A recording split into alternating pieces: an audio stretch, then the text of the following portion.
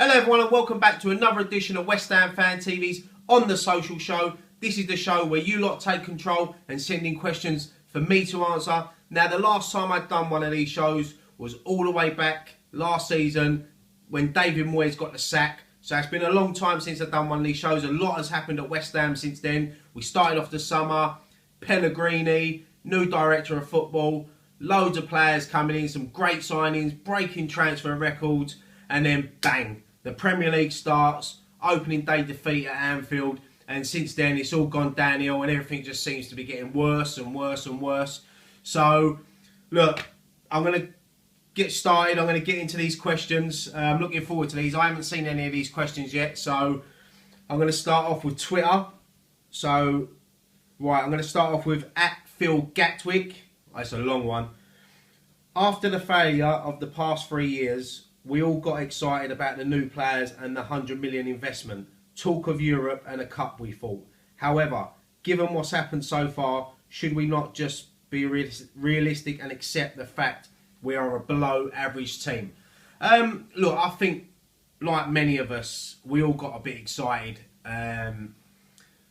Before the start of the season, just spent 100 million, most we've ever spent in the transfer record window.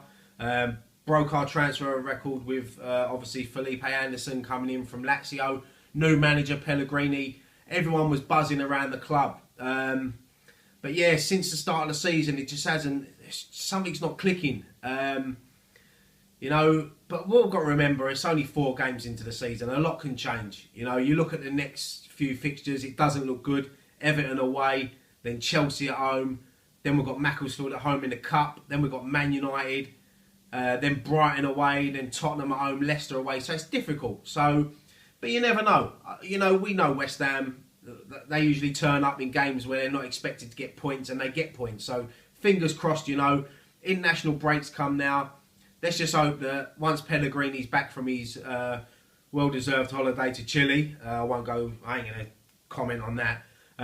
Personally, he should be with the rest of the squad who haven't gone away for internationals. They should be knuckling him down in the training ground. But you never know, maybe a little break away from the club. It's negative at the moment. It might do the players well, just like when we done the trip to Miami last season. So you never know. But yeah, it's still early days. I mean, Europe's still a possibility. We're in the Cup. We've got Macclesfield at home. So you never know. Let's just hope we just get back to winning ways as soon as possible. Right, moving on. @GH90WHU, Greg Hobbs. Should I be worried that it's 4 games in and Pellegrini doesn't know his best 11 and simply shafts players when they make mistakes or don't perform? Harsh on youngsters, in brackets Declan Rice, whereas senior players seem to be let off the hook. No, Greg, I totally agree with you, mate. I said this on post-match pint. It's worrying that we're 4 games into the season and he doesn't know his best 11 yet. He seems to be changing it a lot, dropping players completely from the squad. But the good thing is we have got a big enough squad for him to do that, and it's a good enough headache. And I just hope that he can find his perfect team soon, because it's not a great start to the season. And as for Declan Rice, I feel a bit sorry for him. He was an outstanding last year. Apart from Arnautovic, he probably would have been Hammer of the Year. He's young Hammer of the Year. I'd like to see Declan Rice back in the team. I'd like to see a change of formation as well. I'd like to go 3 at the back, 2 wing backs, and I'd like to see Declan Rice just play in front of that back 3, because I think that'll suit him down to the ground, and let the rest of the team up front and work itself out. Because if certain players have to be dropped, i.e. Jack Wilshere, Anderson, then it has to be, because we just want to get back to winning ways, and I don't care what starting 11's on the pitch. We have to do it, and we have to stop conceding goals as well. Moving on, @Martini_James. Rumours are saying that Pellegrini could be getting a sack. So would sacking Pellegrini be the right thing to do? In my opinion, not, because he needs more time to change this team around. He is one of the best managers. I believe he can turn things around. Yeah, I totally agree. I mean, it's ridiculous that people are talking about Pellegrini getting a sack after 4 games.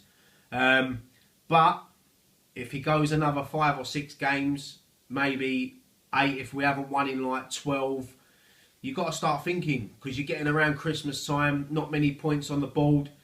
What do you do? You've got to make that big decision. But I'm with you. I think Pellegrini will turn it around. I think, as we've said on Post-Match Pint and on the channel and other videos, once it clicks, I think it will click. And we will start moving up that table fast. Look, I'm not saying we're going to win the league. I'm not saying we're going to get Champions League. But we're good enough. We've got a good enough squad at the moment, fully fit, to push for top 8, top 10, top 8.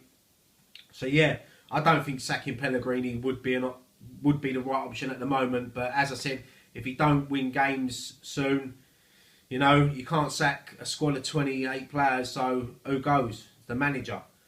Right, moving on. At Sarif the Bastard. I love that name.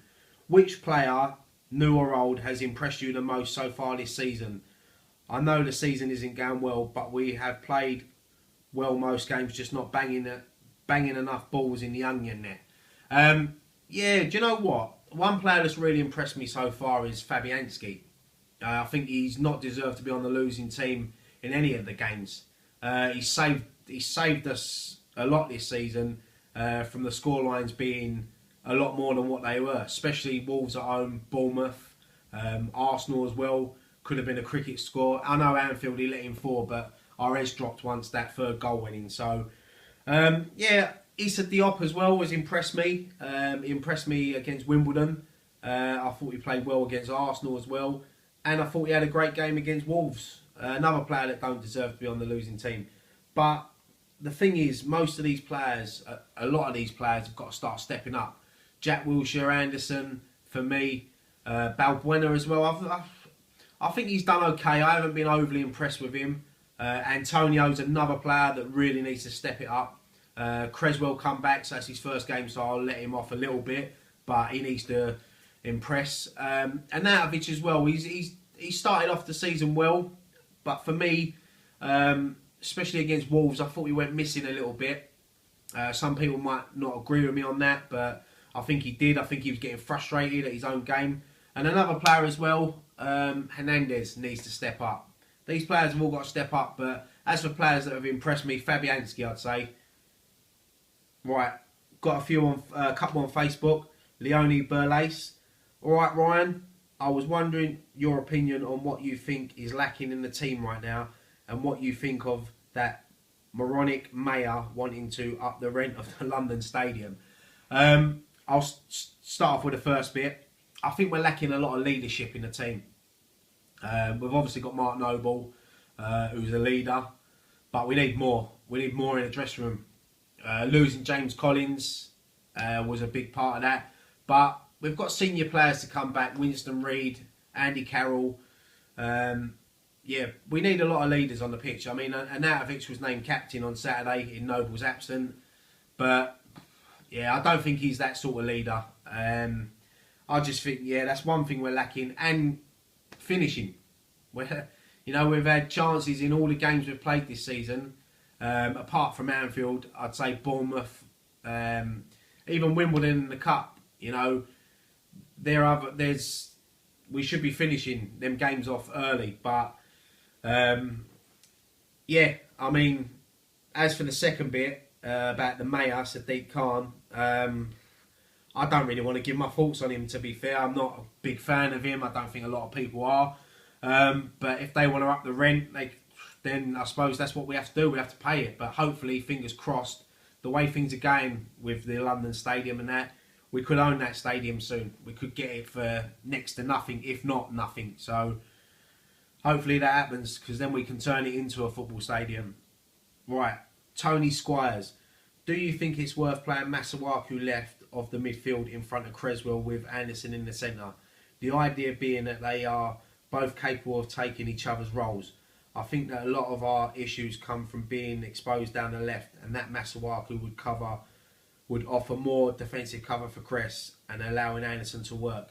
100%, mate. I'm a big fan of. I want to see Anderson in the middle. I think he'll benefit more from it. I think he's wasting out on the wing. You can see he wants to cut inside all the time and make things happen. I think it'll be better for him to play that central role. And as for Creswell and Masuaku, yeah, why not? Masuaku for me is not a defender. He's an attacking winger. We see what he's like, especially last season. He can take players on, he can put a ball in, and Creswell's more defensive. But there is that, like you said, Masuaku can drop back, allowing Creswell to go forward a bit more. So, yeah, it's a good idea. Maybe, as I said, playing the wing-back system, maybe fitting Masuaku in there somewhere. Yeah, it's a good headache for Pellegrini to have. I just hope that he can get this team sorted and ticking quick. Right, moving on. Helen Ludlow. Why do you think we never got João Mario on loan again? We could really use him at the moment. And do you think we'll try and get him in January? Yeah, I think not getting Mario. I thought we was going to get him. I thought we was going to get him on loan again. He's the sort of perfect player that would suit us now. We've got Sanchez, but for me, João Mario was that little bit extra quality. I think he showed signs of it last season. Yeah, I really hope we can go in for him in January. I haven't seen much of him this season at Inter Milan, so I don't know if he's in the team or not. But if it's a move that can happen, I hope it does, because we're certainly lacking in that midfield, in the centre mid, and we need better players and quality players. And I think João Mario showed in the World Cup for Portugal. He is a good player, and I'm very surprised that other teams didn't go in for him, especially in the Premier League. Right, moving on. Aaron Hobday. How long do you think we should give the team and Pellegrini to turn things around before changes need to happen? And as for comment, as above comment says, do you think not going back in for Mario was a mistake, and that we should go in for him in January or on a permanent deal? First part of that question, as I said previously, Pellegrini needs to, and the players need to turn this around quick, starting at Everton. It's a bogey ground for us, but we need to go there and get at least a point, because we've got Chelsea and Man United coming up, Brighton away on a Friday night, Tottenham at home, Leicester away. It's not easy. I've always said there's no easy games in the Premiership, but that is a tough running for everyone. So for anyone. So if we can get some sort of points out of the next 3 games, either whether it be 4 points, 3 points, 9 would be lovely, but I can't see that happening. But you never know. But if he goes 12, 14 games, you're looking at around near Christmas time. If we haven't improved, then as I said, you can't sack a squad of players. You can improve it in January, but you can't sack them. So the manager would have to go. But then who do we get in? You don't want to panic too soon, but then you don't want to leave it too long. As for the João Mario one, yeah, I'd love to see him back in January, whether it be permanent or on a loan. I think it'd be a great signing. But look, that's it for questions today. It was a short show today. But I'm going to be starting this every week now. So if you want to get involved, look out for when we tweet out and post it on Facebook. I'm looking to do this I'm going to film it on a Tuesday night, so the questions will go out on a Monday. But yeah, look, as always, give me your thoughts on all the questions there. Give me your answers. Let me know what you think of my answers. Thumbs up, thumbs down. Keep subscribing. I think once this video goes out, we would have passed 40,000 subscribers, which is massive for us. We just put past 14 million views as well, so that's going well for the channel. We've got loads of stuff coming up. Obviously, no West Ham this weekend, but England are back.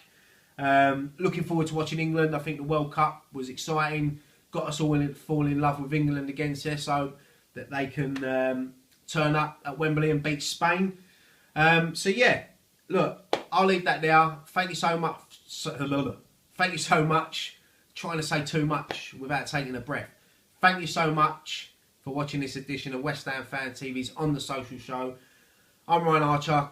Come on, you Iron.